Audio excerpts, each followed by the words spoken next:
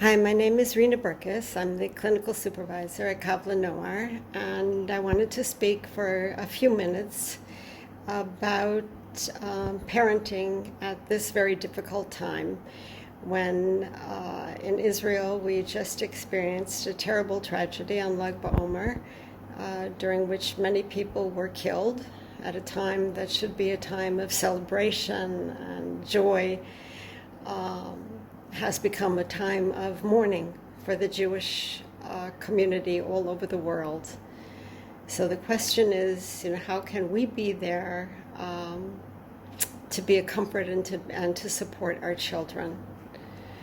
First, we have to understand that everybody grieves in a different way, in a very unique and individual kind of way, and may display emotions covering the entire gamut, from being completely without feeling to being angry and irritable and upset and crying and everything in between. And we need to accept that as normal. Most of our kids have heard about the event already because most of the schools have done a program to introduce it. And the schools have done it individually in classrooms or in bigger groups, but in a way that's age appropriate. It's our job within the home to provide continued ongoing comfort. First, what we know always is that kids look to us for a reaction. They see how we're reacting, and that tells them the importance of what happened and what's an appropriate reaction for them.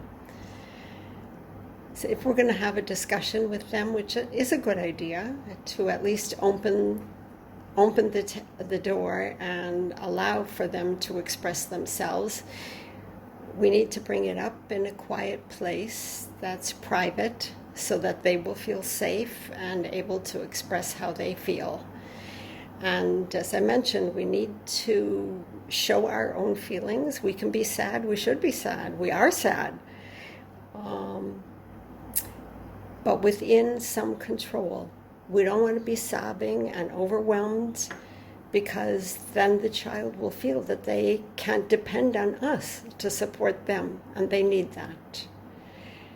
We want to encourage them to express their feelings without pushing them, giving them their own time to do it. And some children may take a long time. Some children may not talk about it at all in the beginning, but after a few days they may say a few words, or they may ask a question, and we need to be available when they're ready to speak. And by being available, I mean we need to listen. We need to listen. We need to let them know that we heard what they're saying, that we validate what they're hearing, and especially we need not to project our own feelings onto them. Let them have their space and their feelings. We don't want to offer a lot of details about the event. We want to answer the questions that they ask, but only those questions. Because children have different capacities for understanding, and we don't want to put out so much information that it will be overwhelming for the child. We should expect regression, regardless of the age of the child, and the regression could look differently depending on the age. So there could be bedwetting, there could be difficulty eating, difficulty falling asleep for sure, there could be irritability, there could be school refusal. All these different behaviors can happen, and within a acceptable amount of time, those are all perfectly normal. So given that, how can we be a comfort? The first thing is to simply be present, to be there with the child. That means making eye contact, that means being physically near them, sitting down next to them, even without words. Just that your physical presence and your calmness will impart to them that this is okay. We're going to do this together. Hugs. Hugs are invaluable. Some assurance. And we can't lie to children. We can't say to them that I will always be here. We know from this event that happened that that's not true. We don't know that we'll always be here. There's great probability that we will be here as long as they need us. And that we can say. For those of us who believe in an afterlife, this is definitely a time to bring in your spiritual beliefs, a time to talk about the next world, to talk about Olam Haba. That is very reassuring. And even if it's something you don't believe, you can let them know that that person, whoever passed away, will live on in the hearts and the minds of the people who loved them and remember them. I think one of the most important things to do that is a comfort to children, and also to adults for that matter, is to re-establish the routine that we had before. Get up in the morning, get dressed, brush your teeth, eat your breakfast, go off to school. It creates a structure of safety that says there's some normalcy here and life will go on.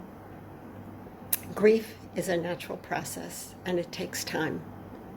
How much time? We can't predict. And for each person, it's different. How do we know if we should seek professional help?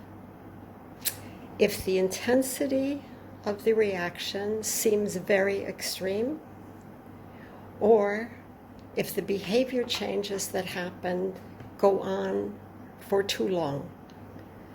And what's too long?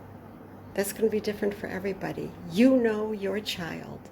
So for your child, if this is really extreme, then it is time to call and to speak with somebody to get some help. Mamleches kohanim v'govoi kodosh v'atem tiyu li Mamleches kohanim v'govoi kodosh